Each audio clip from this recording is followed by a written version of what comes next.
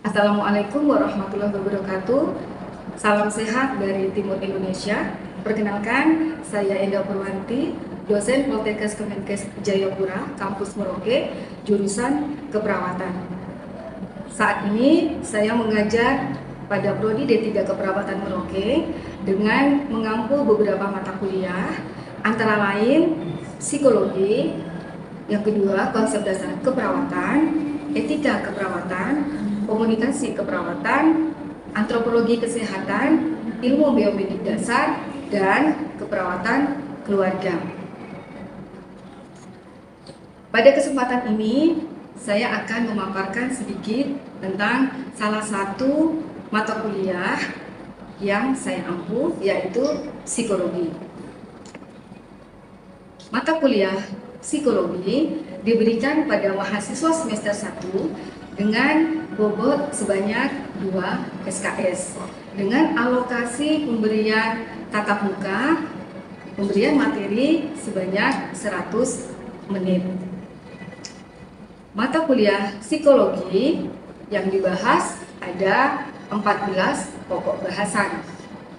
Antara lain yang pertama adalah konsep dasar psikologi, yang kedua adalah biopsikososial psikologi, yang ketiga adalah perilaku manusia, yang keempat adalah sensasi dan persepsi, yang kelima adalah emosi, yang keenam adalah motivasi, yang ketujuh adalah stres dan adaptasi, yang berikutnya adalah memori. Selanjutnya yang akan dibahas juga adalah kecemasan, tingkat kesadaran dan ketidaksadaran manusia. Yang berikutnya adalah perilaku abnormal, dan yang terakhir yang ke-14 adalah gangguan kepribadian.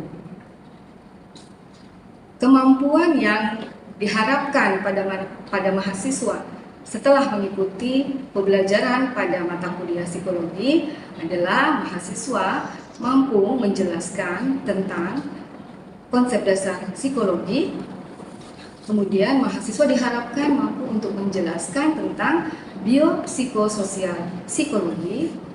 Selanjutnya mahasiswa diharapkan mampu untuk menjelaskan tentang perilaku manusia. Kemampuan yang berikutnya adalah mahasiswa diharapkan mampu menjelaskan tentang sensasi dan persepsi. Mahasiswa diharapkan mampu menjelaskan tentang emosi. Kemudian mahasiswa diharapkan mampu untuk menjelaskan tentang motivasi.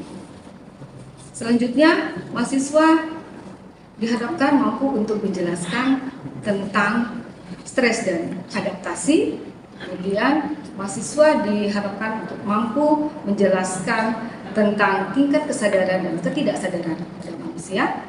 Mahasiswa diharapkan mampu untuk menjelaskan tentang kecemasan. Mahasiswa diharapkan mampu untuk menjelaskan tentang perilaku abnormal, dan mahasiswa diharapkan mampu menjelaskan tentang gangguan kepribadian.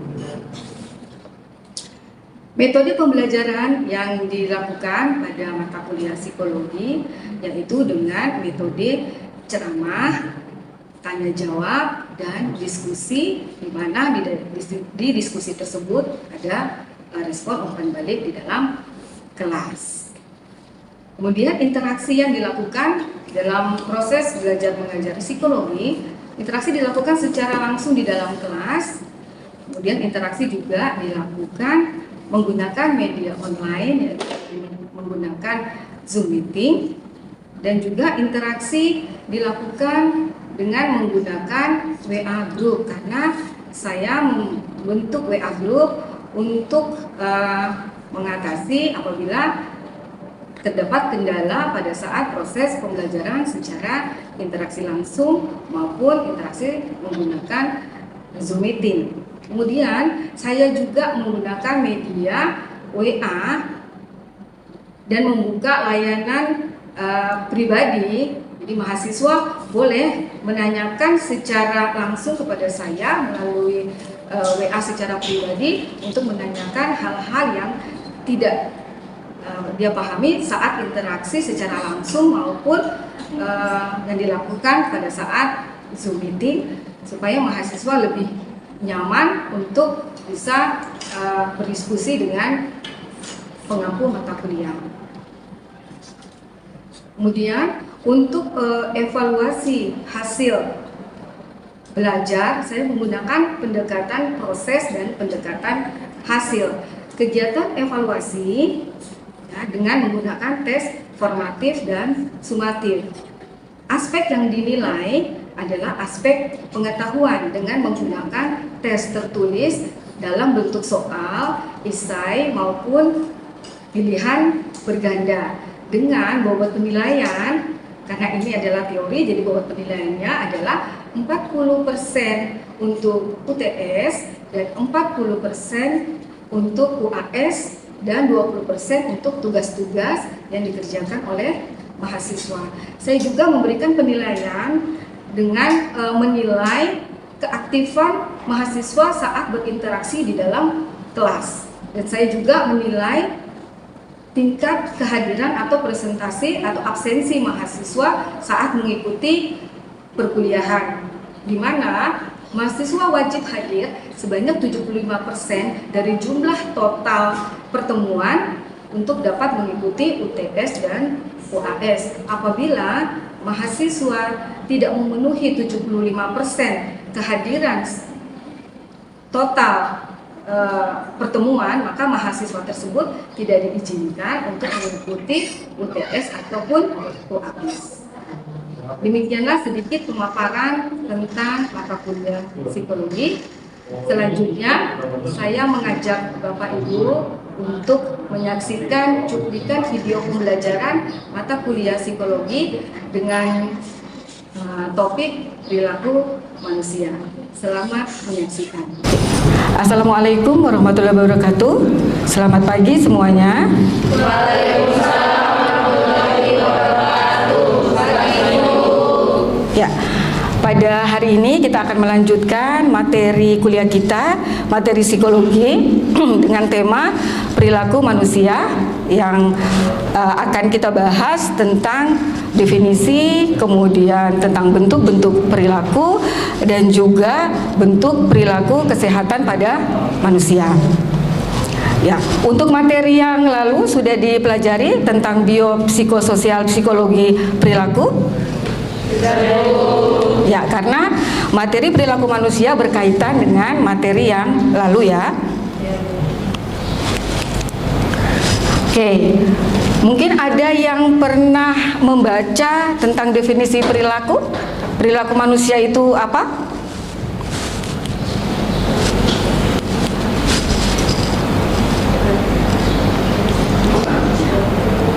Ada yang tahu? Ada yang pernah membaca? Ya, Aji. Perilaku adalah kegiatan atau aktivitas yang dilakukan manusia dalam kegiatan kesehariannya. Ya, menurut Aji perilaku manusia itu adalah aktivitas yang dilakukan manusia di kesehariannya. Ada pendapat lain?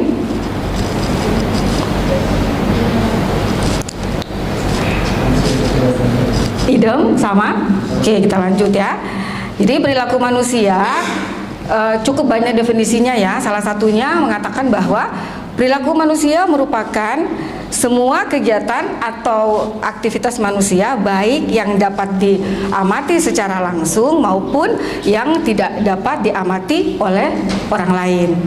Atau perilaku manusia itu merupakan respon atau reaksi seseorang terhadap stimulus atau rangsangan dari luar. Definisi lain mengatakan perilaku manusia berasal dari dorongan yang ada di dalam diri manusia, sedangkan dorongan itu sendiri merupakan usaha untuk memenuhi kebutuhan dasar yang ada di dalam diri manusia. Ya, jadi kalau kita bisa menyimpulkan dari ketiga definisi tadi, berarti perilaku manusia itu apa?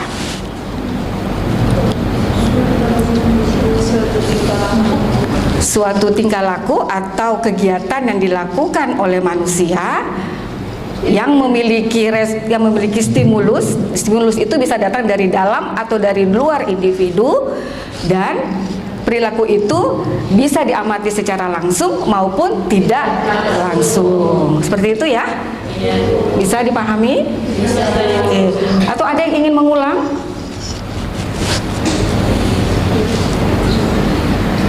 Tidak? Kita lanjut ya. Oke, bentuk perilaku ya. Bentuk perilaku itu ada dua ya. Ada yang disebut dengan perilaku tertutup ya, atau bahasanya disebut dengan covert behavior. Apa itu perilaku tertutup? Perilaku tertutup atau covert behavior itu adalah respon internal yang terjadi dalam diri individu dan tidak secara langsung dapat diamati. Jadi, yang dimaksud dengan covert behavior atau perilaku tertutup itu adalah bentuk perilaku yang baru ada secara internalisasi, ada di dalam diri individu. Jadi belum dalam bentuk tindakan. Jadi orang itu belum contohnya belum berjalan, belum melakukan ya. Contohnya gini, Ella baru saja membaca buku ya. Kalau dia sudah memahami isi dari buku itu, dia hanya paham, tapi dia belum melakukan isi dari buku itu yang dikatakan covert behavior. Dan itu kita tidak bisa amati, orang paham atau tidak kita nggak bisa amati, gitu ya.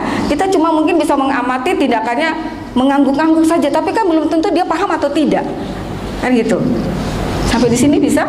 Oke. Kita lanjut ya. Yang pertama, bentuk perilaku tadi ada dua ya. Satu, covert behavior atau perilaku tertutup. Kalau ada tertutup berarti ada ya, gitu ya. Jadi lawannya gitu ya. Nah, perilaku terbuka itu disebut juga dengan overt behavior. Ya, jadi overt behavior adalah perilaku yang dapat secara langsung diamati atau diobservasi ya. Contohnya orang makan. Kalau orang makan kan perilakunya bisa diamati ya. Dia menyendok makanan, memasukkan ke mulutnya, dia mengunyah ya, seperti itu. Itu namanya overt behavior ya. Jadi bentuk perilaku ada berapa? Apa saja? Oke, kita lanjut ya. Perilaku manusia itu mempunyai karakteristik atau ciri yang membedakan antara manusia dengan makhluk lain. Jadi perilaku kita nih manusia itu sangat unik ya, berbeda dengan hewan, berbeda dengan tumbuhan, dan berbeda dengan makhluk-makhluk lain. Ya, makhluk lain ya mungkin makhluk dari antah berantah seperti itu ya. Apa yang membedakan antara perilaku manusia dengan makhluk lainnya? Yang pertama adalah perilaku manusia itu memiliki kepekaan sosial. Manusia itu kan makhluk sosial, ya kan? Selalu berinteraksi dengan lingkungannya, selalu berinteraksi dengan masyarakat, ya, karena dia butuh orang lain untuk berkembang. Ya, kenapa dikatakan memiliki kepekaan sosial? Karena manusia mampu menyesuaikan diri dengan situasi dan dituntut untuk memenuhi harapan dan pandangan orang lain, gitu. Jadi dikatakan perilaku manusia itu sifatnya situasional. Contohnya gini. Kita berperilaku sesuai dengan tempat di mana kita berada, situasi di mana kita berada, gitu. Beda perilaku kita apabila kita berada di tempat orang kedukaan. Ya, kita berada di rumah sakit, contohnya menjenguk orang sakit.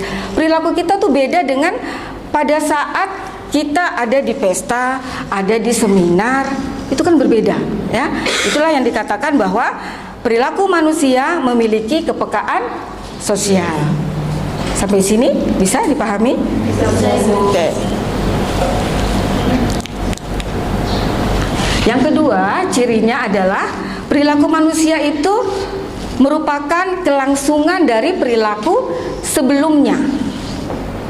Artinya, perilaku manusia itu tidak serta-merta timbul, tidak serta-merta ada, tidak spontan, tetapi merupakan runtutan dari perilaku yang lalu, dari perilaku masa lalu. Ibu kasih contoh di situ, ya.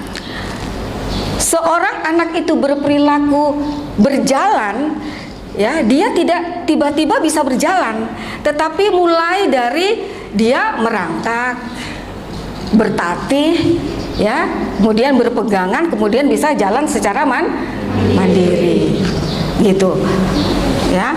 Kalian sebagai mahasiswa, kelangsungan perilakunya juga seperti itu. Jadi yang mempunyai prestasi cum laude tidak bisa tiba-tiba dia jadi orang yang punya prestasi cum laude. Prestasi apa yang mengawali dia bisa mendapatkan prestasi cum laude? Diawali dengan perilaku apa? Belajar, mereview, seperti itu, sehingga dia mendapatkan keberhasilan. Jadi maksud dari perilaku manusia itu mengalami kelangsungan perilaku, artinya perilaku manusia tidak bersifat spontan atau serta-merta, tetapi ada prosesnya, gitu. Oke, kita lanjut ya. Kemudian perilaku manusia yang membedakan antara manusia dengan makhluk lain adalah perilaku manusia itu berorientasi pada tugas, ya, berorientasi pada tugas, hasil dari sesuatu, ya. Maksudnya begini, orang kalau mau melakukan sesuatu, dia melihat dulu tugas yang dia jalaninya dia itu apa, gitu. Contohnya mahasiswa besok mau ujian, ya, perilaku yang dia tunjukkan sebelum ujian, entah ini terjadi di kalian atau tidak, ya. Sebelum ujian malamnya dia harus belajar dulu, ya, karena ada tugas ujian yang harus dia lakukan besok paginya, gitu. Ya, jadi berorientasi pada tugas. Oh, saya harus tidur lebih awal supaya nanti bangun nggak kesiangan, supaya nanti siap untuk menghadapi ujian. Itu maksudnya perilaku manusia berorientasi pada tugas. Sampai di sini bisa dipahami? Oke. Atau contohnya pegawai negeri, ya. Besok nih ada kegiatan lembur, ya. Makanya malam ini dia harus istirahat lebih awal supaya besok punya tenaga untuk melakukan lembur. Seperti itu. Ya, karena ada tugas lembur, gitu. Kemudian yang berikutnya, ciri perilaku manusia yang membedakannya dari makhluk lain adalah perilaku itu merupakan usaha dan perjuangan. Jadi perilaku itu ingin memperjuangkan sesuatu. Ya. Contohnya gini. Seorang mahasiswa, ya, itu yang tadi Ibu katakan, ya, ingin mencapai target dalam hidupnya di masa perkuliahan. Pokoknya saya harus memiliki prestasi cum laude, gitu. Apa yang harus dia lakukan untuk memperjuangkan cita-citanya itu? Perilakunya belajar, ya, sering konsultasi, sering mereview, sering mengunjungi perpustakaan, bukan kantin, ya, gitu, ya. Oke. Kemudian tiap individu itu adalah unik, ya, jadi perilakunya unik. Tidak ada dua manusia, biar kembar sekalipun, itu tidak ada perilakunya yang sama. Ya. Oke. Sekarang kita lanjut ke slide berikutnya tentang proses pembentukan perilaku. Perilaku itu bisa terbentuk karena beberapa hal. Ya, orang bisa bertindak atau melakukan sesuatu, ya, melakukan kegiatan itu bisa terbentuk karena yang pertama adanya kebutuhan. Ya, apakah kalian masih ingat tentang teori kebutuhan dasar menurut Abraham Maslow? Masih? Siapa yang bisa mereview kembali? Angkat tangan. Ya, Ella. Yang pertama kebutuhan fisiologis, yang kedua rasa aman dan perlindungan, yang ketiga mencintai dan dicintai, yang keempat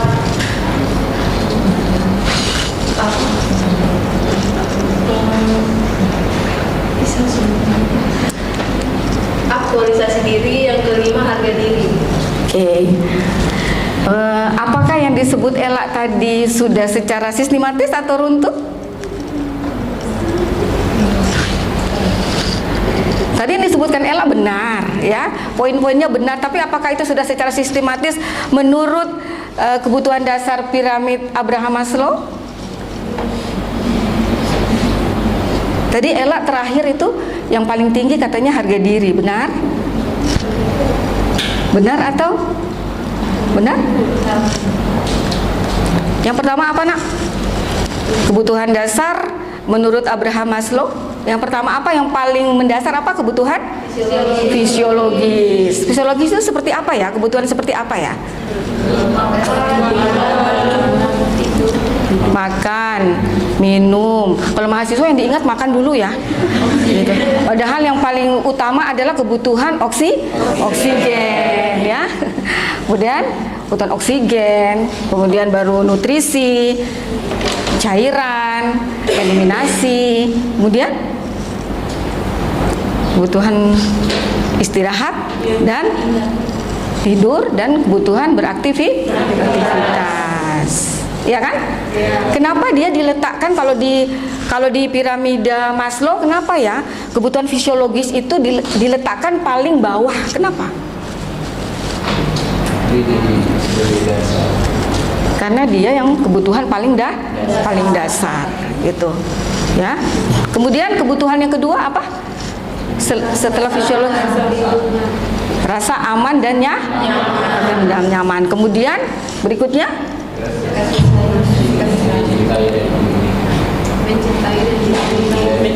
ya, kebutuhan dicintai, mencintai, memiliki. Kemudian kebutuhan yang keempat adalah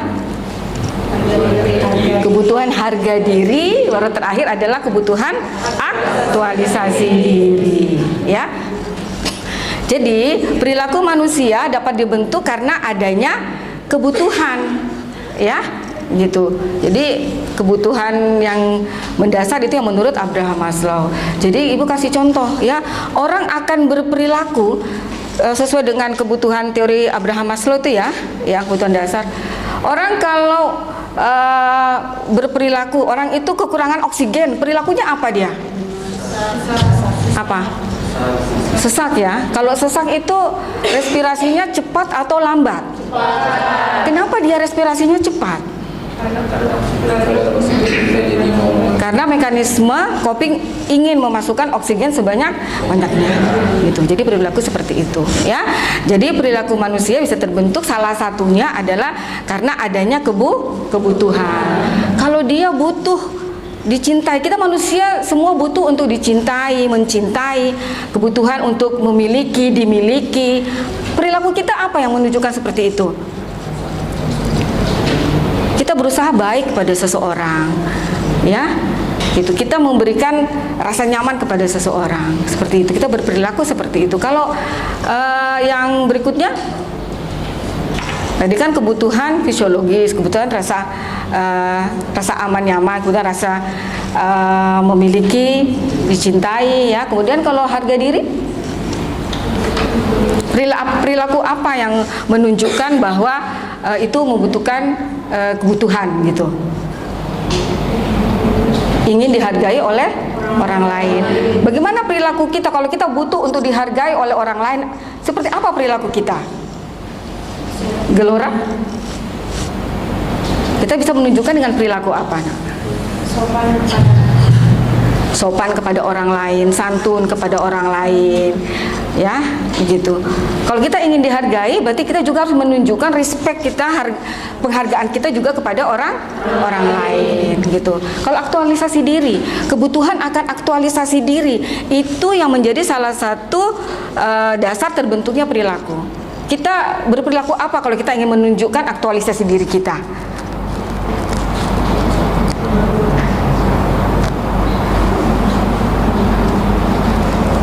Kita menunjukkan kelebihan kita ya, kelebihan kita gitu, kemampuan kita yang lebih, sehingga kita dapat menunjukkan aktualisasi diri kita kepada orang lain. Oke.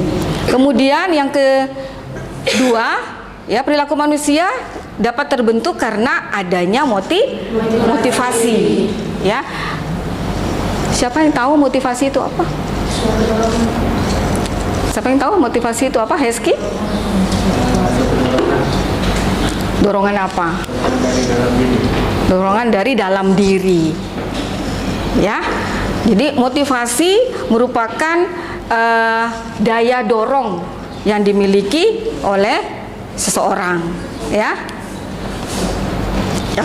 Jadi daya dorong yang dimiliki oleh seseorang untuk melakukan sesuatu. Ya. Jadi motivasi itu ada dua, ya. Motivasi intrinsik dan motivasi ekstrinsik. Siapa yang bisa menjelaskan apa sih motivasi intrinsik, apa sih motivasi ekstrinsik?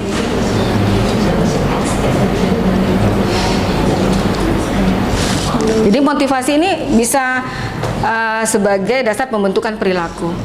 Jadi kalau kita mau melakukan sesuatu harus ada motivasi dulu, ya. Kan kalian biasa begitu, aduh saya ini mau belajar tapi kok nggak mood, ya. Karena memang nggak ada daya dorong dari dalam diri gitu. Siapa yang bisa menjelaskan motivasi intrinsik itu apa, motivasi ekstrinsik itu apa? Aji? Untuk motivasi intrinsik adalah motivasi yang dari dalam diri kita sendiri. Itu seperti misalnya kita ingin mendapat nilai bagus, berarti dari dalam diri kita sendiri ada dorongan untuk kita bisa belajar. Kemudian untuk motivasi ekstrinsik adalah motivasi dari luar. Berarti kita melihat orang, misalnya teman kita mendapat nilai bagus, berarti kita juga termotivasi untuk kita bisa seperti dia. Oke, bagus ya jawaban Aji, ya. Jadi yang dimaksud dengan motivasi intrinsik adalah motivasi yang memang timbul dari diri kita sendiri, ya. Saya tuh loh pengen sekali dapat prestasi nanti di akhir semester 1, ya. Saya ingin cum laude gitu.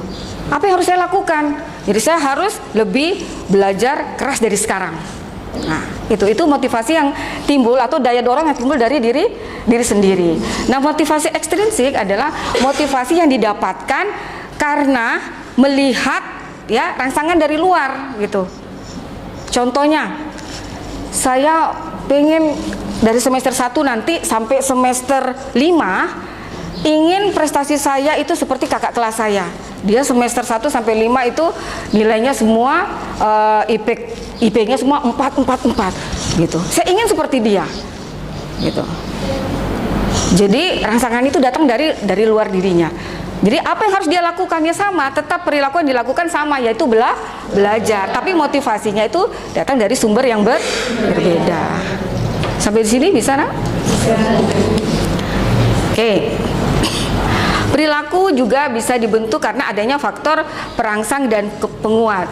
Jadi walaupun dengan adanya motivasi, ya, motivasi itu bisa diperkuat, ya, dengan berperilaku, ya. Kalau motivasi itu bisa muncul dengan besar, bisa ditingkatkan dengan beberapa cara. Artinya begini, ya, dengan cara memberikan reward. Oh, nanti siapa yang prestasinya bagus di kelas akan mendapatkan reward, ya, dari dosen. Maka dia akan termotivasi berperilaku belajar lebih giat, gitu. Kemudian apalagi dengan adanya kompetisi atau dengan adanya persaingan.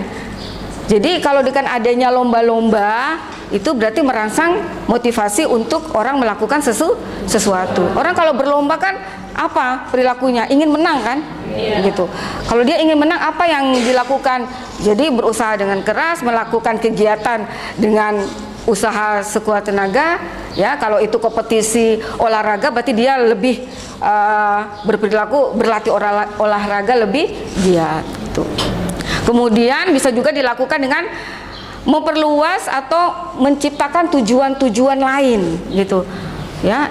Untuk mencapai suatu tujuan tertentu, saya membuat tujuan-tujuan lain supaya tujuan itu akan lebih mudah tercapai. Kemudian perilaku juga dapat ditingkatkan dengan adanya pengumuman keberhasilan suatu kegiatan, ya. Kalau kita sudah ikut lomba nih, ya, yang ditunggu-tunggu tuh apa? Hasilnya kan? Nah, kalau orang ikut berlomba, tujuan akhirnya adalah mencapai suatu kemenangan, ya toh? Nah, kalau kemenangan itu diumumkan, orang akan berperilaku apa? Supaya saya menang, saya harus lebih baik, saya harus belajar lebih baik, saya harus berlatih lebih baik. Jadi seperti itu. Bisa? Bisa. Oke, kita lanjut, ya. Ini materi terakhir di pembahasan atau pokok bahasan perilaku manusia, yaitu perilaku kesehatan. Ya, apa itu perilaku kesehatan? Perilaku kesehatan adalah respons individu terhadap stimulus. Stimulusnya apa? Sakit dan penyakit. Ya, terhadap sakit dan penyakit, terhadap sistem pelayanan kesehatan, terhadap makanan dan lingkungan. Ya, kita bedah satu-satu. Ya, jadi bagaimana perilaku kesehatan bila dihubungkan dengan perilaku individu terhadap sakit dan penyakit. Ya, terhadap sakit dan penyakit disesuaikan dengan tingkat pencegahan penyakit. Ya, jadi perilakunya adalah yang pertama health promotion behavior. Perilaku untuk meningkatkan kesehatan.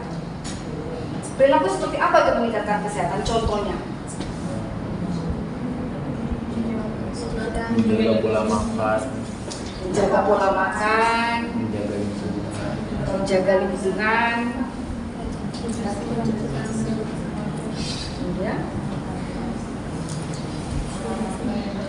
Olahraga yang teratur. Apa lagi?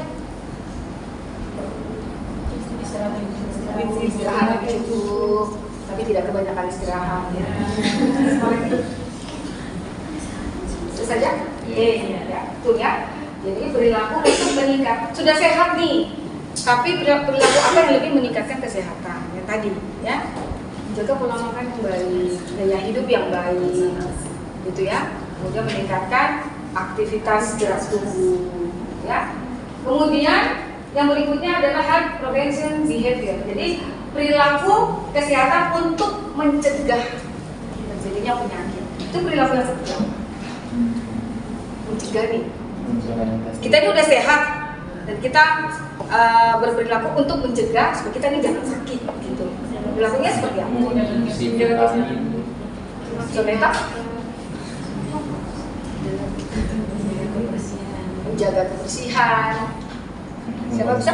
Mengkonsumsi vitamin. Mengkonsumsi vitamin. Oke, terus apa lagi?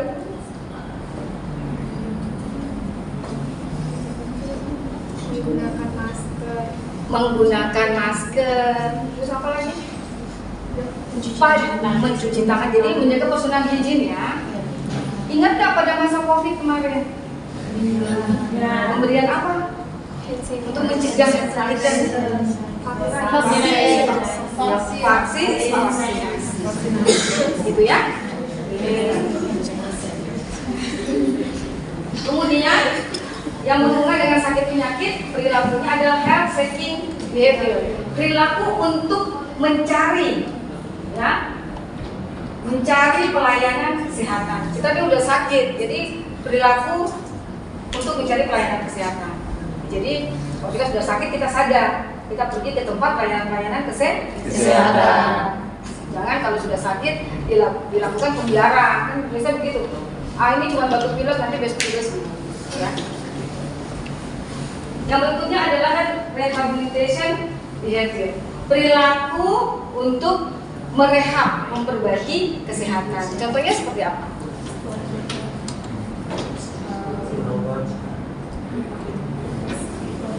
Kita memperbaiki kesehatan kita. Kita ini udah sakit, udah ada gangguan, kita ingin merehab. Merehab itu kan memperbaiki. Contohnya seperti konsultasi, kontrol, terus apa? Merehab. Merehab itu identik dengan apa ya, teman-teman yang apa ya? Teman-teman yang habis, yang pasca penggunaan narkoba itu ya, nah itu kan mereka perlu direhabilitasi. Jadi berlaku untuk merehabilitasi diri. Yang kedua adalah perilaku terhadap sistem pelayanan kesehatan. Ya, jadi respon individu terhadap sistem pelayanan kesehatan yang modern maupun yang tradisional. Ya, karena ada orang yang suka ya pergi ke pelayanan kesehatan modern dan ada juga yang lebih mempercayakan kesehatannya kepada pelayanan tradisional. Kalau modern itu seperti apa? Mereka pergi kemana? Rumah sakit, klinik, gitu ya.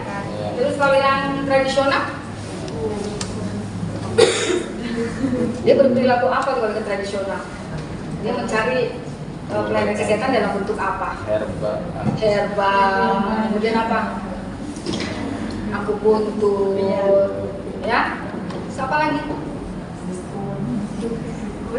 Dukun, ya, dukun terlatih. Kemudian kalau dalam Islam itu apa? Kiai itu Bukan, apa? rukyah. Rukyah. Terus apa lagi? Bekam ya? Oh iya. Oke, yang berikutnya perilaku terhadap makanan atau nutrition behavior. Jadi respon individu terhadap nutrisi sebagai kebutuhan dasarnya, ya. Apakah dia berperilaku terhadap makanan itu dia sangat menyukai, dia membatasi, ya, atau dia berlebihan, ya. Apakah dia memandang makanan itu, ya, dia memandang makanan itu sebagai pandangan hidupnya itu hidup untuk makan atau makan untuk hidup, ya. Kemudian yang berikutnya adalah perilaku terhadap lingkungan kesehatan, yaitu respon individu terhadap lingkungan hidupnya sebagai determinan kesehatan manusia. Jadi kalau kita melihat lingkungan, ya, kita melihat lingkungan sebagai tempat tinggal kita, apa perilaku kita terhadap lingkungan sebagai determinan kesehatan manusia? Perilaku kita seperti apa? Selalu menjaga kebersihan lingkungan. Contohnya apa? Membuang sampah pada tempatnya, ya, bukan membuang mantan pada tempatnya. Bisa juga. Oke, sampai sini kira-kira bisa dipahami? Bisa, Ibu. Oke, ya. Untuk materi perilaku, Ibu akhiri sampai di sini. Untuk materi selanjutnya, ya, tentang perilaku orang sehat, ya, tentang perilaku kita akan bahas di waktu yang akan datang. Terima kasih atas perhatiannya. Apabila ada yang ingin ditanyakan, Ibu silakan.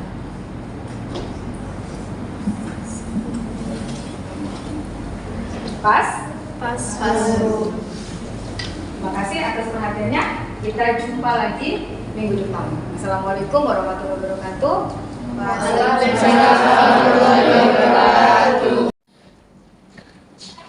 Demikianlah cuplikan video pembelajaran psikologi dengan topik perilaku manusia. Saya menutup tayangan ini atau video pembelajaran ini dengan sedikit pantun, ya, Bapak Ibu. Beli udang, beli ikan. Ikannya ikan separ. Selamat menyaksikan, semoga bermanfaat. Burung irian, burung cendrawasih. Cukup sekian, terima kasih.